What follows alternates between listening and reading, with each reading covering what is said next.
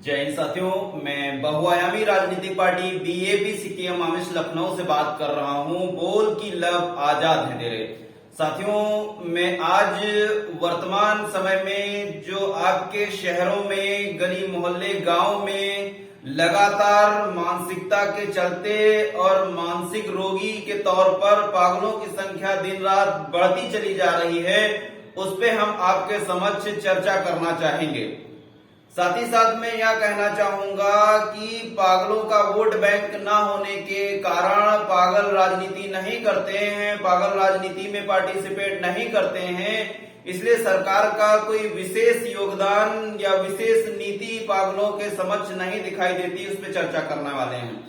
साथ ही साथ मैं यह कहना चाहूंगा कि वर्तमान समय में बीजेपी के कुछ नेता जानवरों के संरक्षण की बात करते हैं, उनके लिए एम्बुलेंस या अलग से अस्पताल मुहैया कराने की बात करते हैं, लेकिन दिन पर दिन तेजी के साथ जो मानसिक रोगी की संख्या बढ़ती जा रही है उसमें मौन और चुप्पी साधे हैं, उस पे आप सबके समक्ष चर्चा करना चाहेंगे, शासन प्रशासन से प्रश्न करना चाहेंगे, साथ ही साथ सुझाव प्रेषित करना चाहेंगे, जिसके लिए आपकी प्रतिक्रिया हमारे लिए अति महत्वपूर्ण होगी।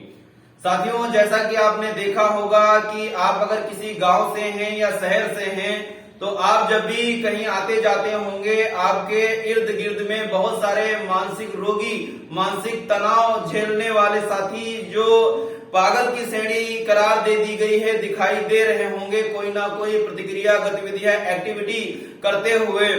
ऐसे में हम जैसे पढ़े लिखे, आप जैसे पढ़े लिखे युवा साथी भी उनसे कोई ना कोई एक्टिविटी कराते हैं, गाली गलौज कराते हैं और फिर उनसे मजा लेते हैं। शायद हम यह भूल जाते हैं कि वह हमारे ही भाई बहन हैं और हमारे ही समाज का हिस्सा हैं। एक्चुअली वो तो मानसिक रूप से पहले से प्रताड़ित हैं, आप उनके साथ में ऐसी एक्टिविटी कर रहे हैं तो आप उनसे बड़े मूर्ख हैं। ऐसे में मैं कहना चाहूंगा कि लगातार जो समस्याएं आ रही हैं, अक्सर महिलाएं भी पागलों की श्रेणी में रखी गई हैं। कभी कभी ऐसी महिलाएं भी देखी जाती हैं जिनके शरीर पर कपड़ा तक नहीं होता है, पूर्णतः नग्न हालत में भी देखी जाती हैं। सरकार से मेरा प्रश्न है, क्या आपकी नजरों में यही महिला सशक्तिकरण है? वर्तमान सरकार के कुछ विधायकों ने ऐसी टिप्पणियां की हैं, उनका कहना है कि बीजेपी की उत्तर प्रदेश में पुनः अगर गवर्नमेंट आती है तो गायों के लिए एम्बुलेंस चलाएगी और जानवरों के लिए अलग से संरक्षित रिजर्व अस्पताल मुहैया कराएगी। ऐसे में वो हजारों की संख्या में जो हर शहर में पागल देखने को मिल जाते हैं, उनके लिए कोई मुहिम या पॉलिसी क्यों नहीं दिखाई दे रही? वर्तमान समय में लगभग भारत की जनसंख्या के अनुसार 3 से 4 लाख डॉक्टर्स होने चाहिए थे, लेकिन महज आंकड़े कहते हैं 3 से 4 हजार ही डॉक्टर उपलब्ध हो पा रहे हैं, जिसकी भारी कमी आंकड़े आंके जा रहे हैं, देखे जा रहे हैं, उस पर सरकार कोई ध्यान आकर्षित नहीं कर रही है। साथियों, मैं कहना चाहूंगा, जब मैं एक नेकर बनियान चड्डी खरीदता हूं तो उसका टैक्स पे करता हूं। नेकर बनियान चड्डी से लेकर सुई धागे तक का टैक्स लेने वाली गवर्नमेंट यदि जानवरों के लिए अस्पताल दे सकती है, एम्बुलेंस दे सकती है, तो मानसिक रोगियों के लिए अलग से रिजर्व आरक्षित अस्पताल क्यों नहीं? मेरी सरकार से मांग है कि उत्तर प्रदेश के प्रत्येक जनपद में अलग से एक मानसिक रोगियों के लिए, मेंटली चैलेंज लोगों के लिए, फिजिकली चैलेंज लोगों के लिए, जो डिप्रेशन में डूबे हुए हैं उन लोगों के लिए अलग से अस्पताल मुहैया कराए। न सिर्फ अस्पताल मुहैया कराए, जबकि अस्पताल में प्रयोग होने वाले सारे उपकरण उपलब्ध कराए और डॉक्टर्स अच्छे लेवल के उपलब्ध कराए।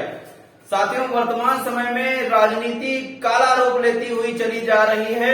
मैं कहना चाहूंगा कि सरकार ने भी हाल ही में कुछ अवार्ड पुरस्कार वितरण समारोह किया, जिसमें पद्म श्री, पद्म विभूषण, पद्म भूषण अवार्ड वितरित किए। अगर आप इन अवार्ड के पीछे कि किस समुदाय को, किस संगठन को कौन सा अवार्ड जाना है, इसके पीछे की काली राजनीति जान लेंगे तो आपके होश दंग हो जाएंगे। साथियों, जिनका फोटो आप अपने घरों में लगा रहे हैं और भगवान का दर्जा दिए हुए, असल में वो 2 चेहरे वाले व्यक्ति हैं। आपको जानकर हैरानी होगी, ये एनजीओ के माध्यम से, समाज सेवा के माध्यम से ऐसे लोगों को चुन के लाए हैं, पद्म श्री दिए हैं, ये कहकर कि शिक्षा में विशेष योगदान दिया है।